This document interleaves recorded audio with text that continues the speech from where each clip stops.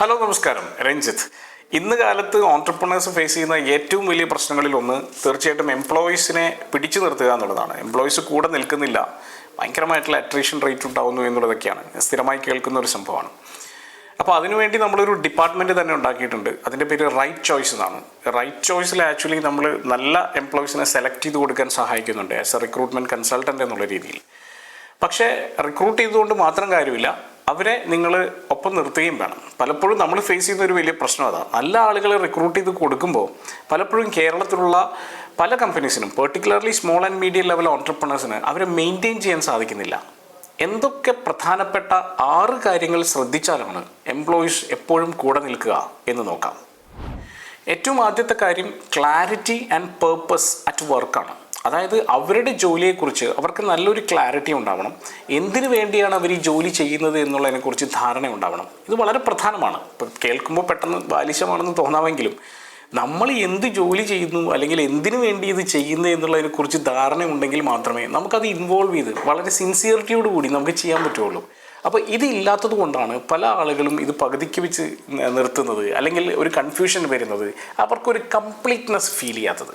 അപ്പോൾ ഒരു കാര്യം ഞാൻ കൃത്യമായി പറയുകയാണ്, ഏത് എംപ്ലോയി നിങ്ങളുടെ കൂടെ ജോയിൻ ചെയ്താലും അയാൾ എന്ത് വർക്കാണ് ചെയ്യുന്നത്, എന്ത് ടാസ്ക്കാണ് ചെയ്യുന്നത്, ആ ടാസ്ക് നമ്മുടെ ഓർഗനൈസേഷൻ എന്ത് ഇമ്പാക്റ്റ് ഉണ്ടാക്കുന്നു, ഒരു ബിഗ്ഗർ ക്യാൻവാസിൽ ആ ടാസ്ക് എവിടെയാണ് കിടക്കുന്നത്, ഇതിനെക്കുറിച്ച് കൃത്യമായി ധാരണ അയാൾക്ക് കൊടുക്കാൻ കഴിയണം. രണ്ടാമത്തെ ഗ്രോത്ത് ആൻഡ് ലേണിംഗ് ഓപ്പർച്യൂണിറ്റീസ് ആണ്. അപ്പോൾ പല ആളുകളും ഇതൊക്കെ ചിലപ്പോൾ അത്ഭുതത്തോടു കൂടിയായിരിക്കും കേൾക്കുന്നത്. എന്ത് ലേണിംഗ് ഓപ്പർച്യൂണിറ്റി? ഒരു കാര്യം മനസ്സിലാക്കേണ്ടത്, മനുഷ്യരെല്ലാവരും ആഗ്രഹിക്കുന്ന ഒരു പ്രധാനപ്പെട്ട സാധനം ഈ ലോകത്തിലെ ഗ്രോത്താണ്. അവനെല്ലാം, ഏതൊരു മനുഷ്യരും, നിങ്ങളാണെങ്കിലും കേൾക്കുന്ന നിങ്ങളാണെങ്കിലും ഗ്രോത്ത് ഇന്നുള്ളതിനേക്കാൾ നാളെ കുറച്ചുകൂടി മെച്ചപ്പെടണം എന്ന് ആഗ്രഹിക്കുന്നുണ്ട്, ഇൻ ടേംസ് ഓഫ് എല്ലാ കാര്യത്തിലും. അപ്പോൾ ഈ ഓപ്പർച്യൂണിറ്റി കൊടുക്കുന്ന ഒരു സ്ഥലത്ത് മാത്രമേ ഒരാൾ സ്റ്റിക്ക് ചെയ്യാൻ ആഗ്രഹിക്കുകയുള്ളൂ. അപ്പോൾ എൻ്റെ ഭാവിയെക്കുറിച്ച് ഞാൻ കൺസേൺഡ് ആണ്, എനിക്ക് എൻ്റെ ഓർഗനൈസേഷനിൽ നിന്ന് കൃത്യമായ ധാരണ കിട്ടിയിരിക്കണം. ഇതിൻ്റെ ഒപ്പം നിൽക്കുകയാണെങ്കിൽ, ഈ ഓർഗനൈസേഷനിൽ നിൽക്കുകയാണെങ്കിൽ ഞാൻ എവിടം വരെ വളരും, ഇവിടെ എനിക്ക് എന്തൊക്കെ പഠിക്കാനുള്ള അവസരങ്ങളുണ്ട്, പുതിയ പുതിയ കാര്യങ്ങൾ എനിക്ക് മനസ്സിലാക്കാൻ സാധിക്കുമോ, ഇതിന് പറ്റുന്ന ഒരു ഓർഗനൈസേഷനാക്കിയിട്ട് നിങ്ങളുടെ ഓർഗനൈസേഷനെ മാറ്റണം. അപ്പോൾ ഓർഗനൈസേഷൻ ഹൈറാർക്കിയിൽ എങ്ങനെയാണ് നിങ്ങൾ മൂവ് ചെയ്യുക എന്നുള്ളത് പറഞ്ഞ് മനസ്സിലാക്കി കൊടുക്കണം. എന്തൊക്കെ പഠിക്കാനുള്ള അവസരമുണ്ട് എന്നുള്ളത് ക്ലാരിറ്റി ഉണ്ടാക്കി കൊടുക്കണം. ഇത് വളരെ പ്രധാനമാണ്. ഇതുകൂടി ഉണ്ടെങ്കിൽ അവർക്ക് നല്ലൊരു മോട്ടിവേഷൻ ഉണ്ടാകും. അടുത്തത് റെസ്പെക്റ്റ്ഫുള്ളായിട്ടുള്ള സപ്പോർട്ടീവായിട്ടുള്ളൊരു കൾച്ചറാണ്. പല ആളുകൾക്കും പല ഐഡിയാസ് ഉണ്ടാവും, പലതരത്തിലുള്ള സ്കില്ലുകൾ ഉണ്ടാവും, ടാലൻസ് ഉണ്ടാവും. എല്ലാ ആളുകൾക്കും അവരുടേതായിട്ടുള്ള ഓൺ ഇൻഡിവിജ്വാലിറ്റിയും യുണീക്ക്നെസ്സും എല്ലാം ഉണ്ടാവും. ഇതിനെയൊക്കെ റെസ്പെക്റ്റ് ചെയ്യുകയും അവരെ സപ്പോർട്ട് ചെയ്യുകയും അവരെ അടുത്ത ലെവലിലേക്ക് പിടിച്ചുയർത്താൻ പറ്റുകയും ചെയ്യുന്ന ഒരു കൾച്ചർ നമ്മുടെ ഓർഗനൈസേഷൻ ഉണ്ടാവേണ്ടതാണ്. അല്ലെങ്കിൽ ഒരാളൊരു ഐഡിയ പറയുമ്പോഴേക്കും അയാളെ അടിച്ചിരുത്തി ഇതൊന്നും നടക്കൂലടെ എന്ന് പറഞ്ഞ് പരിഹസിക്കുന്ന ഒരു കൾച്ചറാണ് നമ്മുടെ ഓർഗനൈസേഷനകത്തുള്ളതെങ്കിൽ, അയാളെ വളരാൻ സമ്മതിക്കാത്ത ഒരു കൾച്ചറാണ് ഉള്ളതെങ്കിൽ, അയാളെ റെസ്പെക്റ്റ് ചെയ്യാത്ത ഒരു കൾച്ചറാണ് ഉള്ളതെങ്കിൽ, ഒരു സംശയം വേണ്ട, ഒരു എംപ്ലോയിയും നമ്മളുടെ കൂടെ എത്ര തന്നെ പൈസ കൊടുത്താലും നിൽക്കാൻ സാധ്യതയില്ല.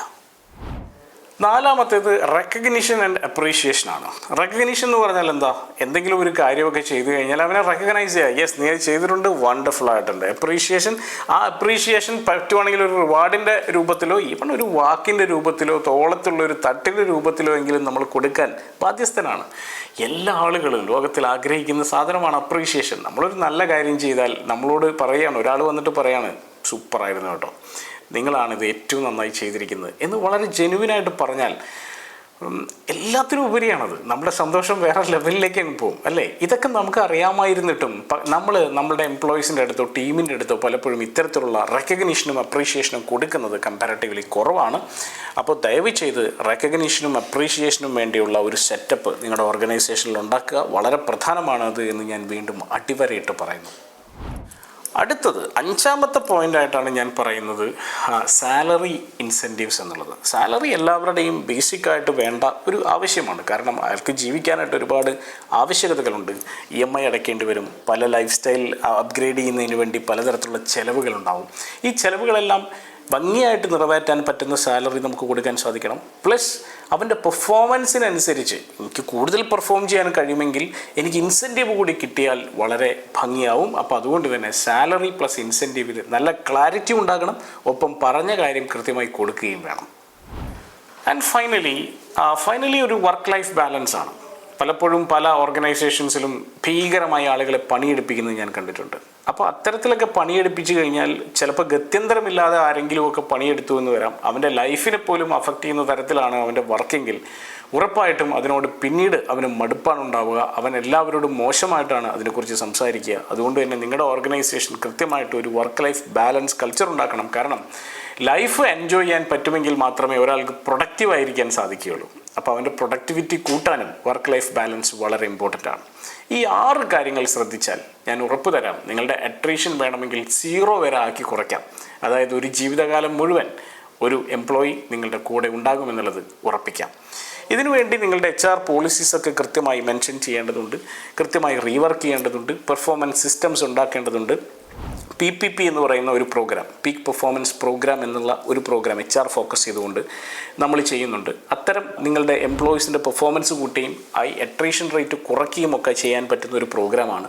ഇതിൻ്റെയൊക്കെ മെച്ചം എന്താ വെച്ച് കഴിഞ്ഞാൽ, ഇതിൻ്റെ ഒരു ഫീസ് നിങ്ങൾ ബെയർ ചെയ്താൽ അതിനൊരു ഇൻവെസ്റ്റ്മെൻ്റ് ആയിട്ടാണ് നിങ്ങൾ കരുതേണ്ടത്. കാരണം ആ ഇൻവെസ്റ്റ്മെൻറ്റ് നിങ്ങൾക്ക് തിരിച്ചു കിട്ടാൻ പോകുന്നത് 10 ഇരട്ടിയോ 100 ഇരട്ടിയോ ഒക്കെ ആയിട്ടാണ്. കാരണം അത്രയും സ്ട്രോങ് ആയിട്ടുള്ളൊരു ഓർഗനൈസേഷൻ നിങ്ങൾക്ക് ഉണ്ടാക്കി തരികയാണ് PPP പോലുള്ള പ്രോഗ്രാമുകളുടെ ഉദ്ദേശം. All the best.